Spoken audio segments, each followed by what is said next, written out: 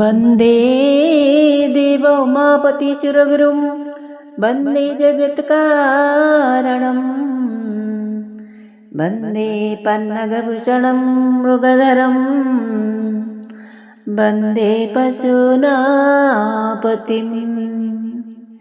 वन्दे सृजशशङ्खवह्निनयनं वन्दे मुकुन्दप्रियं वन्दे भक्तजनाश्रयं च वरदं वन्दे शिवशङ्करं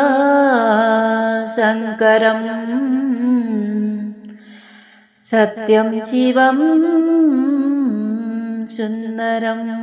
पुराणरे वर्णित नरककुण्डମାନଙ୍କର କିପରି ବର୍ଣ୍ଣନା ହୋଇଛି ଆଜି ଏ ପୁରାଣରେ ଆପଣମାନଙ୍କୁ ମୁଁ ପୁରାଣରେ ଶୁଣାଇବି।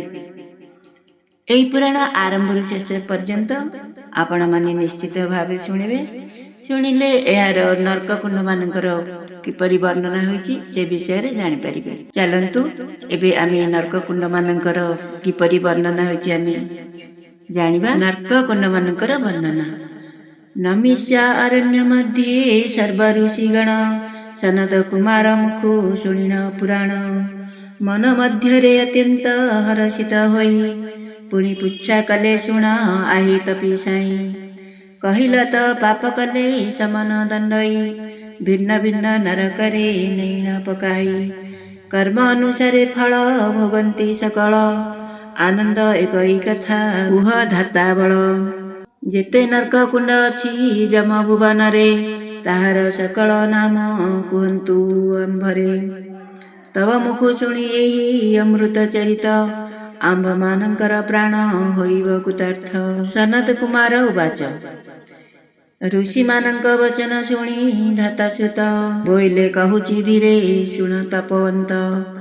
ଯେତେ ନରକ କୁଣ୍ଡ ଅଛି ସଞ୍ଜୀବନୀପୁରେ ଶ୍ରେଷ୍ଠ 84 ସେହୁ ଅଟେ ତା ମଧ୍ୟରେ କେବଳ ତାହାରି ନାମ କହିବି ବୁଝାଇ ଯେଉଁ କୁଣ୍ଡ ମଧ୍ୟ ପାପୀ ହେଉଛନ୍ତି ଦାୟୀ ଅଗ୍ନି ମଧ୍ୟ ତପ୍ତ କୁଣ୍ଡ ନାମ ଅଟେ ତାର ବିଷ୍ଟା ଅଶ୍ରୁ ମୂତ୍ର ଖର କୁଣ୍ଡ ଯେ ଆବର ତପତ ସ୍ପେଦ ଆବର ପୁଣି ମଜ୍ଜା କୁଣ୍ଡ ମାଂସ ନଖ ଗାତ୍ରାଦି କୁଣ୍ଡରେ ପାନ୍ତି ଦଣ୍ଡ କୃମି କୁଣ୍ଡେ ପୂର୍ଣ୍ଣ ହୋଇଥାନ୍ତି କୃମିଗଣ ତାହା ମଧ୍ୟରେ ପାପୀକୁ ପକାନ୍ତି ନୈଣ ଅସ୍ଥି କୁଣ୍ଡ ଯେଉଁ ତହିଁ ପୁରୀ ଥାଏ ହାଡ଼ ଲୌହ କୁଣ୍ଡେ ଲୁହା କଣ୍ଟା ପରି ଅଛି କୁଢ଼ ଭୟାନକ କୁଣ୍ଡ ଏକ ତାମ୍ବେ ଅଛି ରହି ତା ମଧ୍ୟରେ ତୈଳ ଫୁଟେ ଟକ ଟକ ହୋଇ ତାହାପରେ ଏକ ସର କୁଣ୍ଡ ରହିଅଛି ତୀକ୍ଷ୍ଣ ମୁନାସର ତାହିଁ ପୂର୍ଣ୍ଣ ହୋଇଅଛି ଚୂର୍ଣ୍ଣ କର୍ମ କୁଣ୍ଡ ରହିଛି ଯେ ଦୁଇ ଦୁଇ ମନ୍ତ୍ରୀ କୁଣ୍ଡେ ମସିମାନ ଥାଇ ପୂର୍ଣ୍ଣ ହୋଇ ଏହି କୁଣ୍ଡ ଗୋଟି ବଡ଼ କଦର୍ଯ୍ୟ ଦିଶଇ ତା ନିକଟ ଶୂଳ କୁଣ୍ଡ ଗୋଟିଏ ଅଛି ରହି ଅଗଣିତ ଲୌହ ଶୂଳ ଭରି ରହିଅଛି ତା ମଧ୍ୟରେ ପାପୀଙ୍କୁ ଦଣ୍ଡ ଦିଏ ବାଛି ବାଛି ତୈଳ କୁଣ୍ଡ ଠାରେ ତହିଁ କୁଣ୍ଡେକ ଛଇ ଜ୍ୱାଳାବତୀ କୁଣ୍ଡ ତାର ନିକଟରେ ଥାଇ ଭସ୍ମ କୁଣ୍ଡ ଜମ୍ମୁ କୁଣ୍ଡ କମ୍ବି ପାଗ କୁଣ୍ଡ ସେଥିରେ ପଡ଼ନ୍ତି ଯେଉଁ ପାପୀ ଦୁର୍ଦଣ୍ଡ କର୍ଣ୍ଣମୁଖ ନାମେ ଦୁଇ ନରକ ଛଇ ମଳମୂତ୍ର ପୂଜା ଯେ କୁଣ୍ଡରେ ପୁରୀ ଥାଇ ଜଳନ୍ଧର କୁଣ୍ଡ ଦିଶେ ବଡ଼ ଭୟଙ୍କର କଫ କୁଣ୍ଡ ସବୁଠାରୁ ଅଟଇ ଗଭୀର ଆବର ଅଛଇ ବିଷ କୁଣ୍ଡ ତହିଁ ରହି ମକ୍ଷିକା ବା ମଶା କୁଣ୍ଡ ସେଠାରେ ଅଛଇ ସିଂହ କୁଣ୍ଡ ଅଶ୍ବ କୁଣ୍ଡ ପୁଣି ଭେକ କୁଣ୍ଡ ଗୋଳ କୁଣ୍ଡରେ ସର୍ବଦା ଗୋଳ ହୁଏ ଜାତ ତେଜ କୁଣ୍ଡ ସୂର୍ଯ୍ୟ କୁଣ୍ଡ ହୁଏ ନିର୍ଗତ ରୌଦ୍ର କୁଣ୍ଡ ବହୁ ରୌଦ୍ର ଯେତେ ଜାତ ହୋଇ ପାତକ ଗଣମାନଙ୍କୁ ପକାଏ ଯେ ଦହି ପତି କୁଣ୍ଡ ଗୋଟି ବଡ଼ ଦୁର୍ଗନ୍ଧ ହୋଇ ମହାପାତକୀକୁ ଦିଅନ୍ତି ତହିଁରେ ପକାଇ ବସା କୁଣ୍ଡ ମଧ୍ୟ କୁଣ୍ଡ ହୋଇଥାଏ ପୂର୍ଣ୍ଣ ଶ୍ଳେଷ୍ମା ନାମେ କୁଣ୍ଡ ଗୋଟି ବଡ଼ ହି ଦାରୁଣ ଜିହ୍ୱା କୁଣ୍ଡ ନେତ୍ରା କୁଣ୍ଡ ଭୟାନକ ଅତି ପାପୀ ତହିଁରେ ପରିଣ ହୁଅନ୍ତି କରତି ପୁଣି ଗୋକୁଣ୍ଡ ରାମେଣ କୁଣ୍ଡେକ ଛଇ ଗୋରୁଙ୍କର ମାଂସ ରକ୍ତ ତହିଁ ଭରି ଥାଇ ଦନ୍ତକୁଣ୍ଡେ ବିକଟାଳ ଦନ୍ତପୁରୀ ଅଛି। ନାନା ପ୍ରକାରେ ସେହୁ କଦର୍ଯ୍ୟ ଦିଶୁଛି। ଚକ୍ରକୁଣ୍ଡ, ପେଚାକୁଣ୍ଡ, ପୁଣି ସ୍ନାନ କୁଣ୍ଡ, ସବୁଠାରୁ ଏହି ତିନି ଅଟେ ଦୁରୁଦଣ୍ଡ। ଆବର ଏକ କୁଣ୍ଡରେ ବହୁ ବିଷଧର, ସର୍ବ ପୁରିଛନ୍ତି ନାମ ସର୍ପକୁଣ୍ଡ ତାର। ଶୁଚିମୁନା କୁଣ୍ଡ, ଗୃଧ୍ର ପକ୍ଷୀ କୁଣ୍ଡ ଜାଣ, କାଳକୁଣ୍ଡ ରହିଅଛି ତାହାର ପାଷାଣ। ଏ ରୂପେ 84 ନର୍କ ସେଠାବରେ ଅଛି, ପାପ ଅନୁସାରେ ଯମ ଦଣ୍ଡ ଦିଏ ବାଛି।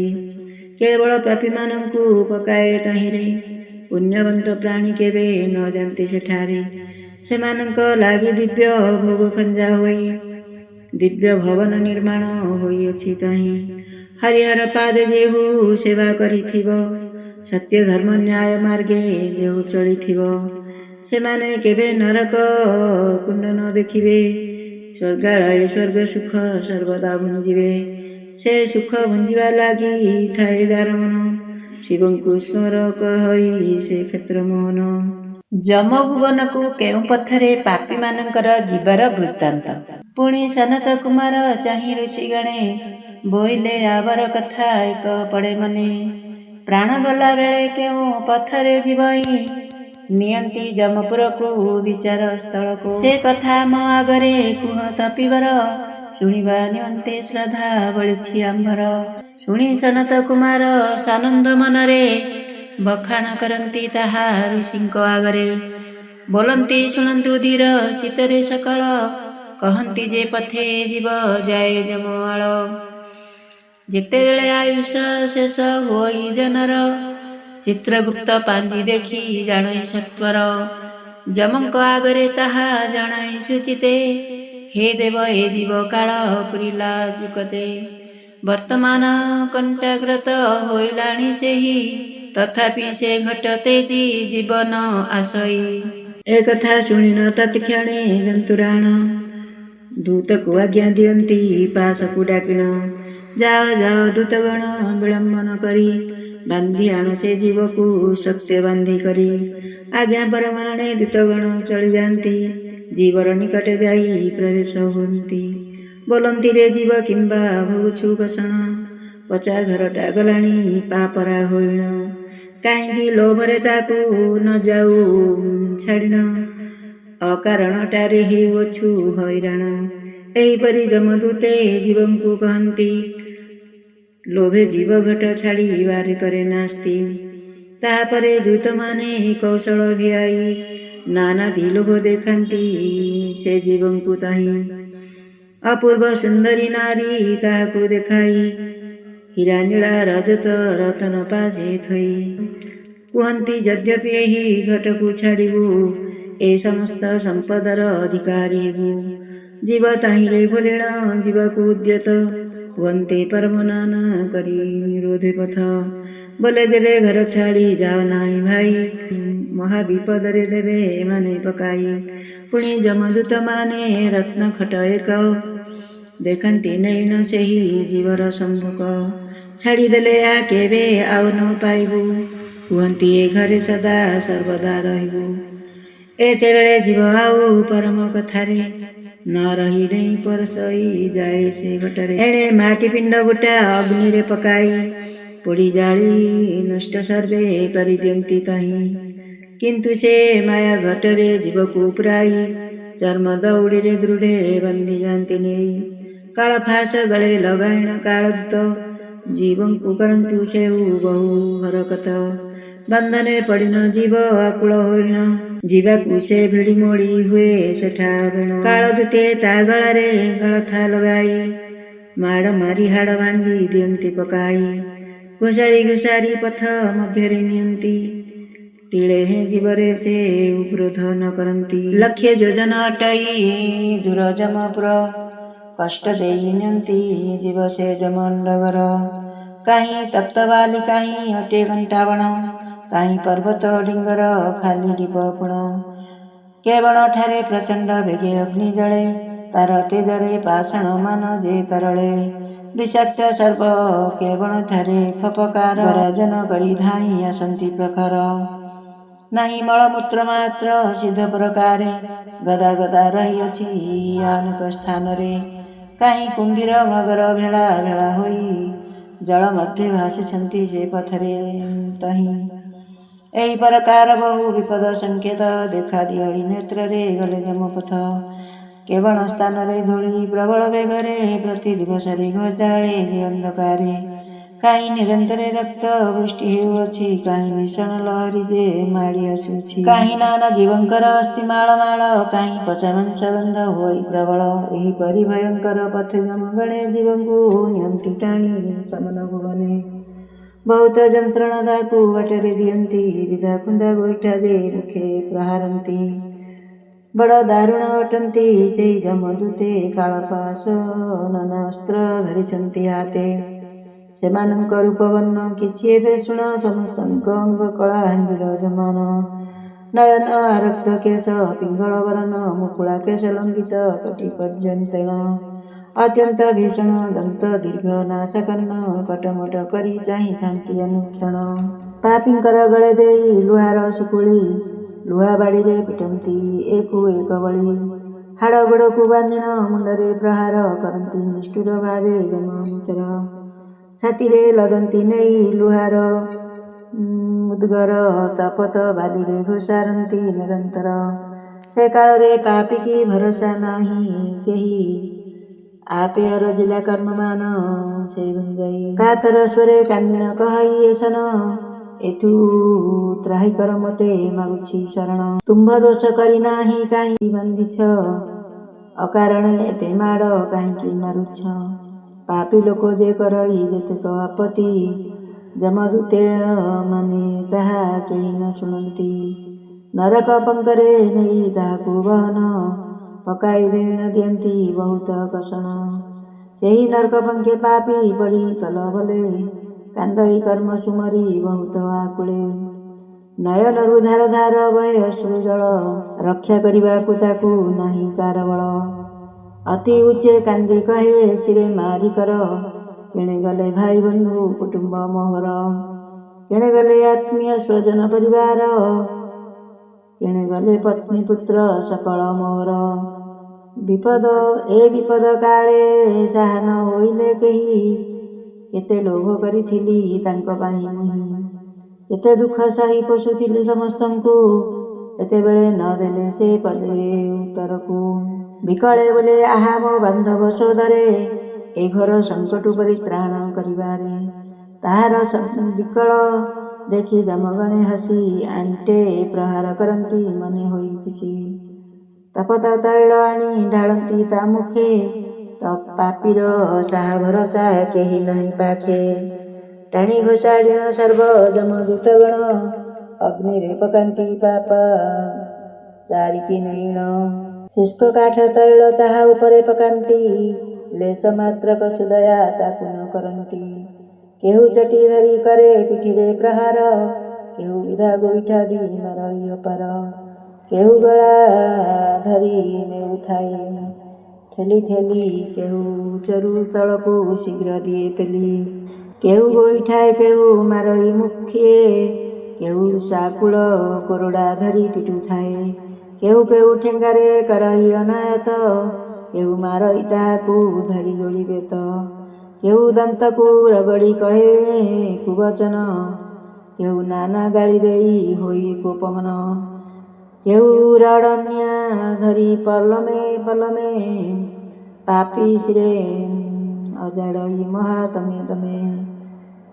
କେହି ବିଛା ବଣେ ନେଇ କରିଦିଏ ଠିଆ, କେହୁ ପାପୀର ଶିର ଢାଳେ ରକତ ମାଠିଆ। କେହୁ ଗରଳ ଭରଇ ପାପୀର ମୁଖରେ, କେହୁ କଚାଡ଼ଇ ତାକୁ ଶିମୁଳି ବୃକ୍ଷରେ। କେହୁ ଖଡ଼ଗ ଧରିଣ ଲଗାଏ ତା ଗଳେ, କେହୁ ଜିହକୁ ଧରିଣ ଓପାଡ଼ଇ ବଳେ।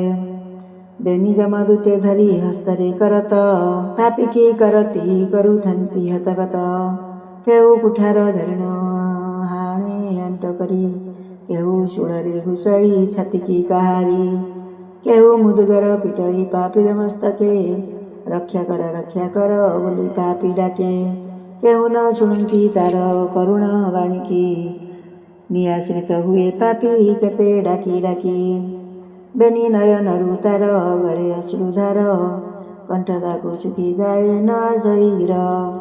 ନିର୍ଦୟ ହରିଣ ଯମ ଦୂତେ ପୁଣି ତାକୁ ଟାଣି ଟାଣି ନିଅନ୍ତି ଯେ ନରକ କୁଣ୍ଡଙ୍କୁ। ସର୍ପ ପୂର୍ଣ୍ଣ କୁଣ୍ଡେ ନେଇ ପକାଇ ଦିଅନ୍ତି, ସେହି କ୍ଷଣି ସର୍ପମାନେ ତାହାକୁ ବେଳନ୍ତି।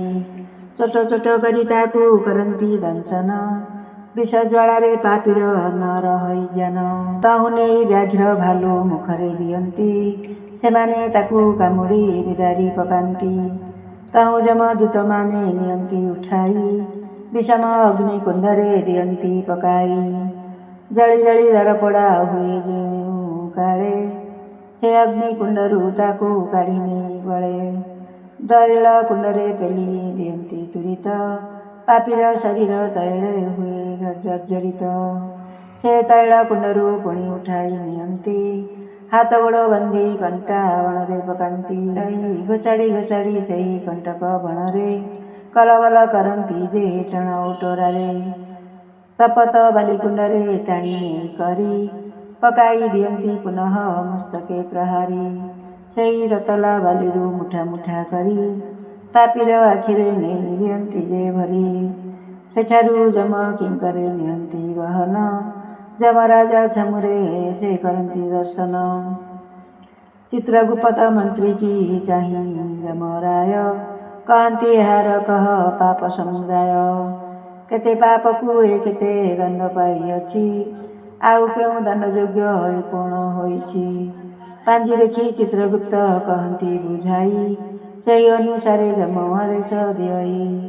କିଙ୍କରମାନେ ଯମର ଆଜ୍ଞା ପରମାଣେ, ପୁନଶ୍ଚ ଦଣ୍ଡ ଦିଅନ୍ତି ମିଳିକ ସ୍ଥାନେ। ଯେତେ ଯେତେ ପାପୀ ଜୀବର ଋଣ ଥାଏ, ତାର ପ୍ରତିଫଳ ଯାକ ସେଇଠାରେ ପାଏ।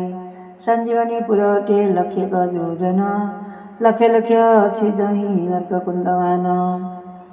ଫାଶୀ ଖମ୍ବ ହାଣଘର ବନ୍ଦୀଘର ଆଦି, କେତେ କେତେ ଅଛି ଗୁଣ କନ୍ଦି ଯେ ବିକନ୍ଦି। ଠାବେ ଠାବେ ଲୁହାର ଶିକୁଳି ବାଡ଼ମାନ, ଠାବେ ଠାବେ ଲୁହା ଜାଲ ଅତ୍ୟନ୍ତ ଭୀଷଣ। କେଉଁଠାରେ ପାପ ପୁଣ୍ୟ ହୋଇ ଭାରୁତୁଳ, ନିକିତିମାନ ଓହଳି ଅଛି ମାଳ ମାଳ। କେଉଁଠାରେ ପିଟଣି ସଜଡ଼ା ହୋଇଅଛି, କେଉଁଠାରେ ପଥର ହୋଇଛି ଗଦା ଗଦା। କାହିଁ ଭୟଙ୍କର ଦିଶେ ଫାଶୀ ଦେବା ପଦା, କେଉଁଠି ରକତ ନଦୀ ଯାଉଅଛି ବହି। ପଚାସଢ଼ା ମାଂସ କୀଟ ବେଢ଼ିଛନ୍ତି କାହିଁ, ଏହିପରି ପାପୀ ଦଣ୍ଡ ପାଇବାର କାଳେ। ନାନା ଭୟଙ୍କର ଦୃଶ୍ୟ ମନ ଦେଖେ ଡୋଳେ, ଧମକ ଚମକ ମାଡ଼ ଗାଳିରେ ତାହାକୁ ହରକତ କରୁଥାନ୍ତି ବୁଝୁଣ ପାପକୁ। ପୁଣ୍ୟବନ୍ତ ପ୍ରାଣୀମାନେ ଅତି ଆନନ୍ଦରେ, ବିଷ୍ଣୁ ଆଳୟକୁ ଯାଆନ୍ତି ପୁଷ୍ପକ ରଥରେ। ଏବେ ପୁଣ୍ୟ କଲା ଜନଙ୍କର କଥା ଶୁଣ, ବୈକୁଣ୍ଠକୁ ଯବନ ପଥ ସୁଘଟନ। ଯେ ପଥ ଗୋଟି ଅଟଇ ଅତି ପରିଷ୍କାର, ଠାବେ ଠାବେ ଦେଖାଯାଏ ସୁବାସିତ ନରିନୀର। ସୁଗନ୍ଧ ଗନ୍ଧ ଚନ୍ଦନ ଅତର ଆମୋଦ, ପୁଣ୍ୟବନ୍ତ ପ୍ରାଣୀ ତହିଁ ଲଗଇ ପ୍ରମୋଦ। ସୁବାସ କୁସୁମ ବଡ଼ ଘେନି ପାରୁଷରେ, ଧାଡ଼ି ଧାଡ଼ି ହୋଇ ରହିଅଛି ସେ ପଥରେ।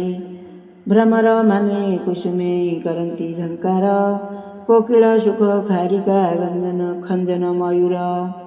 ନାନାବିଧ ପକ୍ଷୀଗଣ କରୁଥାନ୍ତି ସ୍ୱନ, ଶୁଣି ପୁଲକିତ ହୁଏ ପୁଣ୍ୟବନ୍ତ ଜନ। ଚିତ୍ରବସନ ଚାନ୍ଦୁଆ ତା ଯିବା ପଥରେ, ଟଣା ହୋଇଯାଏ ପୁଣି ମସ୍ତକ ଉପରେ। ଦେବତାମାନେ ଦିଅନ୍ତି ଜୟ ଜୟ ଧ୍ୱନି, ବଜାନ୍ତି ବିବିଧ ବାଦ୍ୟ ଅତି ହର୍ଷେ ପୁଣି। ବେନିପାଶେ ପଡ଼ିଥାଇ ଆଲଟ ଚାମର, ବିଷ୍ଣୁ ଦୃଢ଼େ ନେଉଥାନ୍ତି ବସାଇ ରଥର। କେହୁ ନିଅନ୍ତି ଆଗରେ ପହଣ୍ଡି ମଣାଇ, କେହୁ ହରି ନାମ ତାକୁ ଥାନ୍ତି ଶୁଣାଇ। କେହୁ ପୁଣ୍ୟାତ୍ମା ମସ୍ତକେ ଟେକିଥାଏ ଛତ୍ରୀ, କେହି ସେହି ସମୟରେ ପାହାଡ଼ା ପକାନ୍ତି। କେହୁ କର୍ପୂର ଚନ୍ଦନେ ପିଚକାରି ମାରେ, କେହୁ ସୁବାସ କୁସୁମ ପକାନ୍ତି ତା ଶିରେ। କେହୁ ଗଦି କେ ବିଞ୍ଚଣି କେ କରେ ଆଡ଼ିଣି, କେହୁ ନାନା ବୈରକ୍ଷ ଧରିଥାଏ ପୁଣି। କେହୁ ଶଙ୍ଖ ବଜାଇ ଆଗରେ ଚାଲୁଥାଏ, କେହୁ ରହି ରହି ଧୀରେ କାହାଳି ବଜାଏ। କେହୁ ଭେରି ତୁରି କେହୁ ବଜାଏ ମର୍ଦ୍ଦଳ, କେହୁ କଂସାଳ ବଜାଏ କେ ବଜାଇ ଝଞ୍ଝାଳ। के मंदिरा के उगिनी के बजाई ताल के वीणा अबा के बंशी बजाई तबला मृदंग धमक ढोल सितार सहिते दुंदुरी वाद्य बजाई ताहि अप्रमिते वेदांग वसनी चित्रकरिण अवनी पूर्ण अलंकारे ताकू करिण मंडणी पुष्पहार कर्पूर तंबूल सहितेण खटिथंती पासे बहु दास दासीगण रथ गज अश्वमानंकर नाही सीमा चारिपाशे विष्णुदूते होइथंती जमा जय ध्वनिरे उछुली पड़ुथाई पथ ढଳି ढଳି शून्ये चलुथाई पुष्परथ एपरि जे पुण्यवंत जनर श्री भोगे इह जन्मे सुख अंते वैकुंठ जोगे पर दुखे दुखी जो पर सुखे सुखी परकु आपणा परि पाळुथाई देखी पर युवती की ज्ञान करे मातृ सम पर धन लोभ न करई कदाचन सबरी आत्मा को चिनी पाळुथाए नीति प्रतिदिन पूजिथाए देवता अतिथि गुरु गुरु जाने भक्ति गुण न करई परर कष्ट देखिले ताहा निवारई क्रोधे कटुवाक्य से काहाको न भाषई अमृत विनय वाणी कही तो सुथाई क्राम क्रोध लोभ मोह मंद अहंकार मन मध्य रुजे करी देइथाई दूर जीवे दया नामे श्रद्धा रखी भक्ति करे वैष्णव ब्राह्मण पारे विवे विनय रे एई परम धर्म रे जाए थाए मती पिता माता ठारे रखी थाए सदा भक्ति जीवरे हिंसा कौन काले न आवरे एई परी प्राणी जाए विष्णु वनरे सुपथे गमंती करी लभे महासुख जमराज दंडे सही न लभई दुख दुर्भिक्ष समय जेऊ अन्न वस्त्र दान करुथाए चिनी प्राणी मानकर कषण गुरु सेवा करुथाए भोजन पूर्वरे दुखी जन मानंकु से सदा दया करे सकल भूते से रखी थाई समज्ञान सेठी बोलाए महापुण्यवंत जन कणा पूजा छोटा अंध काला देखी करी दया करे मानंकु थट्टा से न करी संसार मध्य रे सेऊ महापुण्यवंत ताहार पास मारंती नहीं जमदूत विद्यादान करी जेऊ न दियंती धन बिना मूल्य जेऊ लोक करे मंत्रदान धन लोभे शिष्य को न वंदे जेऊ प्राणी संसार मध्य रे ताकू पुण्यवंत गणी अन्न जल वस्त्र दुखी दरिद्र को दिए निसहाय लोक को जे दया करुथाए अंतकाले वैकुंठ को जाए सेहु जन दुरुता को जंतुपटी करे अवधान जीवितावस्था रे जहा दान करी थाए जीवदान्ते कोटि गुण अधिक से पाए ताहा पास को जे काल दूते न आसंती दिव्य रथे विष्णु दूते बसाई नियंती आलट छत्र चामर पकाई से माने चुआ चंदन बोलिण नियंती सनमाने एही धर्मवंत प्राणी मानकर सुख संपद जे कही न हुए मुखर वैकुंठपुरे सेहु नाना भोग पाती देवता मानक संगे सर्वदा बसंती तेणु जीवे हिंसा किबा असत्य वचन अकुह मुखरे केते आहे साधुजन प्रभुंक पाद पद्मरे सदा रखमती जेहु शिव सेहु सत्य सुंदर मूर्ति सर्वदा हे सुज्ञजने शिवंकु सुमर अभय वर प्रदान करिवे ईश्वर शेष काले एकासे ही भरसा होइबे शपथ दंडरु से सबुंकु धारिवे एही परि धाता सुत कहते बुझाई शुणी ऋषिगण माने आनंदित होई बोइले बड़ सौभाग्य टई आंभर सनत मुख शुणिलु शिव शास्त्र सार सेही प्रभुंक चरणे मन मोर रहु अधम क्षेत्र मोहन शिव पदे ध्यायु। मोर भिडियोटी आपण मानकु जदि पसंद आसीथिबो आपण माने मो चैनल को लाइक कर देबे, शेयर कर देबे, सब्सक्राइब कर देबे।